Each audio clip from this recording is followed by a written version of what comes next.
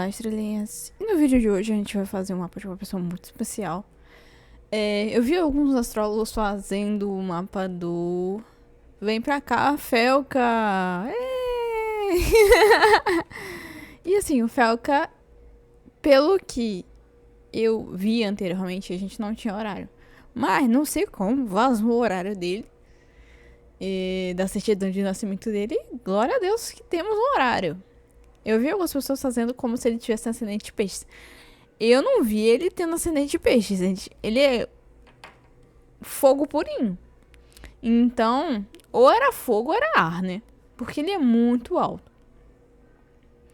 E normalmente características de você ser esguio e alongado são características de ar. Mas como ele tem ascendente em graus finais, em Sagitário, a gente até entende que o Júpiter dele tá na 4. Então, a gente entende o porquê que ele é tão alto, esguio e alongado. E tem esse perfil tão... sabe? Ele tem um ascendente em Sagitário em graus finais. Eu acho bem interessante isso, né?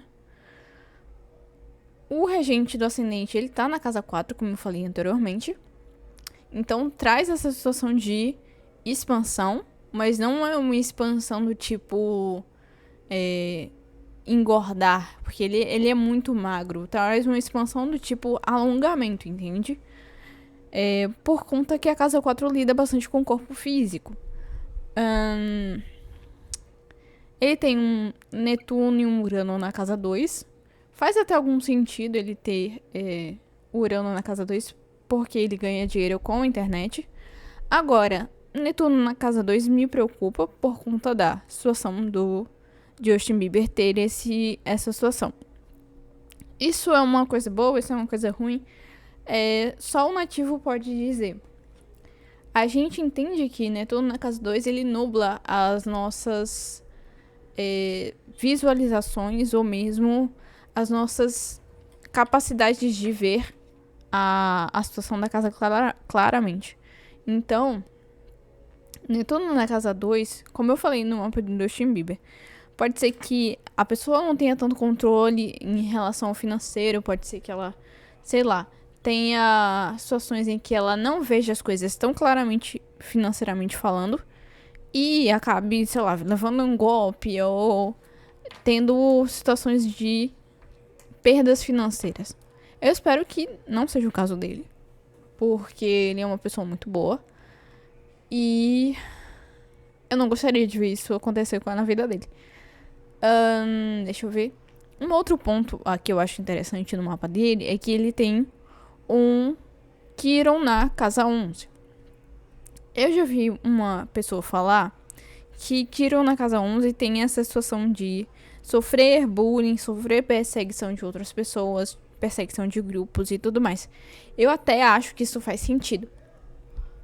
Por conta que Quiron é a nossa ferida do mapa, é a nossa ferida que nunca cura. A gente só pode tratar, aliviar, mas ela nunca vai sarar e ela nunca vai se curar 100%. A gente aprende a lidar com Quiron, a gente não vai fechar a ferida de Quiron. Infelizmente, eu gostaria de dar uma notícia melhor, mas é isso.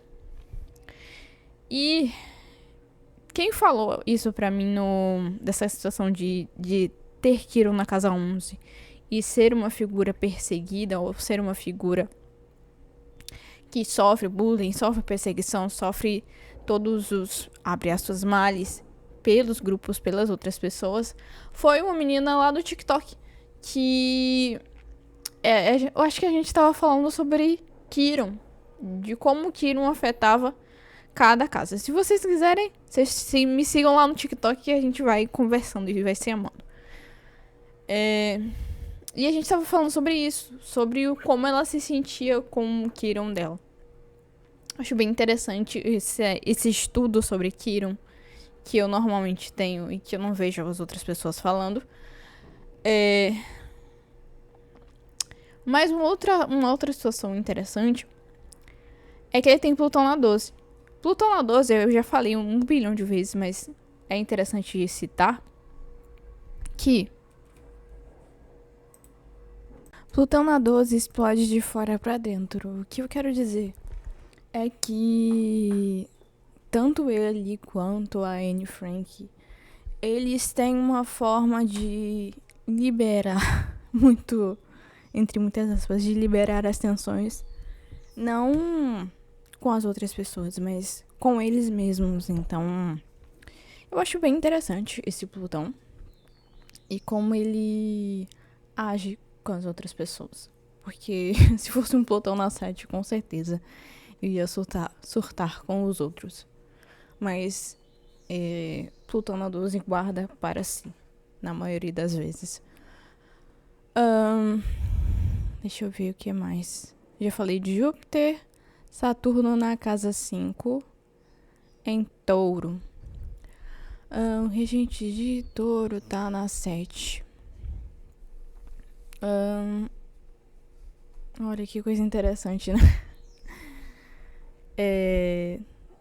Se fosse há algum tempo atrás, eu diria que os relacionamentos dele demorariam até mais ou menos o retorno dele pra se firmarem. Mas eu vejo esse Saturno na casa 5 como algo mais restritivo, entende?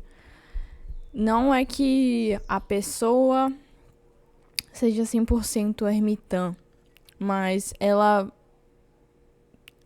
Eu ia dizer uma palavra aqui, mas não é essa a palavra.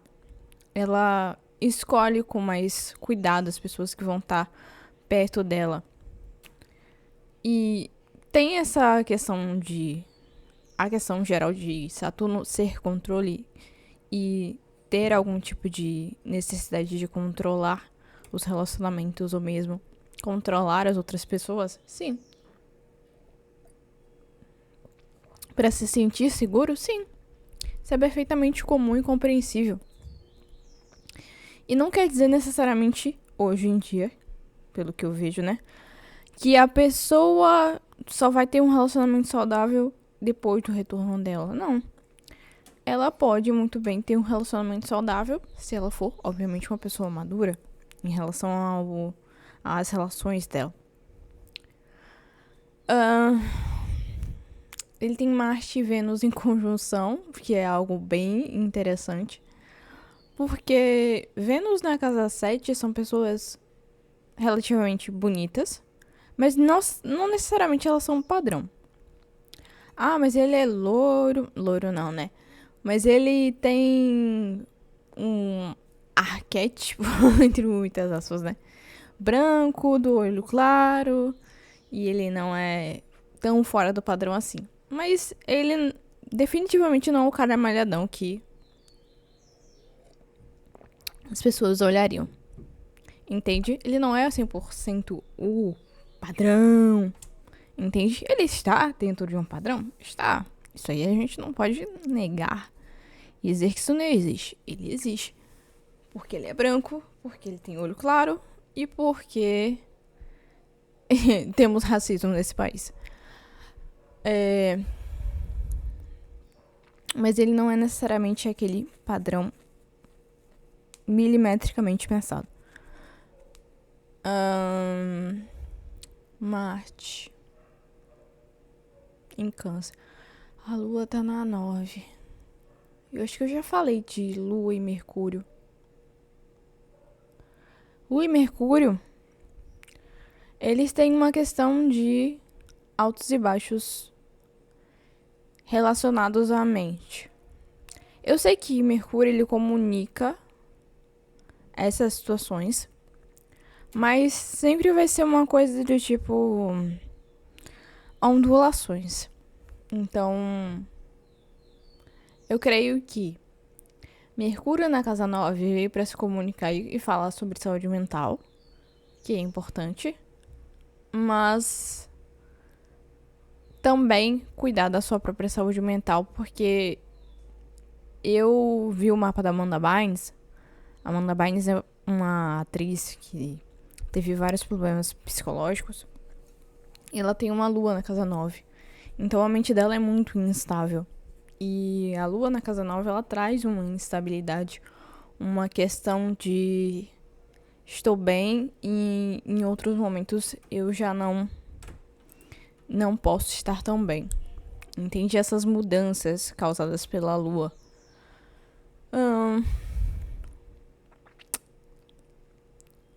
Deixa eu ver mais o que. Ele tem sol na casa 8. Interessante, né? Introspectivo. Sol na casa 8 é introspectivo. E a casa 8 normalmente é a casa de escorpião, né? Então ele tem uma questão de... Ao mesmo tempo que ele é uma persona leonina, ou uma pessoa leonina, ele tem 3 jeitos muito fortes de escorpião. E escorpião, ele... Eu não sei se vocês conhecem muito os escorpianos, né? Mas os escorpianos, eles têm coisas específicas que eles querem que vocês saibam e coisas que eles nunca vão mostrar para vocês. Então, tem esse tampeiro, basicamente escorpiano. Os escorpianos, eles precisam de bastante tempo para recarregar as energias deles, porque eu vejo que a energia escorpiana é uma energia de movimento, mas ao mesmo tempo uma energia destrutiva. Por que eu falo de movimento e destruição? Porque os escorpianos, eles sempre estão tentando se movimentar, mas tem momentos em que eles precisam se recolher, basicamente. E se recolher quer falar diz sobre você ter um momento sozinho com você, em que você precisa acalmar a sua mente, acalmar seus sentimentos e ser você apenas, entende? Eu sei que escorpião é muito mais complexo que isso e tem coisas que a gente nunca vai saber sobre escorpião, porque eles só mostram o que exatamente eles querem que a gente veja. E Sol na casa 8 é exatamente isso, porque também tem leão envolvido ali. Então ele só mostra exatamente o que ele quer que as outras pessoas vejam. E eu acho que não tem mais nada interessante pra falar. Ele tem meio do céu em virgem. Meio do céu em virgem é extremamente crítico, mas eu vejo que a criticidade dele é usada pra criticar determinadas situações e falar sobre determinados pontos em que ele acha que poderiam ser melhorados. E eu acho que Virgem consegue pontuar isso com qualidade. Virginianos normalmente tem uma questão de... A gente é muito analítico e a gente é muito prático. Então ele pode usar a praticidade muito forte na vida dele. Não é que nem o Justin Bieber, que ele tem um meio do céu em Virgem, mas ele tem, acho, algum planeta lá. E a criticidade dele é autodestrutiva, porque ele é pisciano, né? Mas a criticidade aqui, ou a análise, ou o comentário dele é pra 1. Pontuar, 2. Fazer as outras pessoas pensarem, e 3. Fazer as outras pessoas não meditarem, não é a palavra, mas, sabe, fazer as outras pessoas comentarem sobre isso, entende? E Virgem é bem difícil em alguns momentos, mas tudo bem. E eu acho que eu vou deixar o vídeo por aqui, gente. Se vocês gostaram do vídeo, deixa aí nos comentários. Se vocês quiserem que eu faça a Revolução Solar dele, ou que eu fale sobre a Revolução Solar dele, seria interessante, né? Mas eu vou deixar o vídeo por aqui. Se vocês gostaram, deixa um like, se inscrevam aí. Um beijo no coração de vocês e até o próximo vídeo.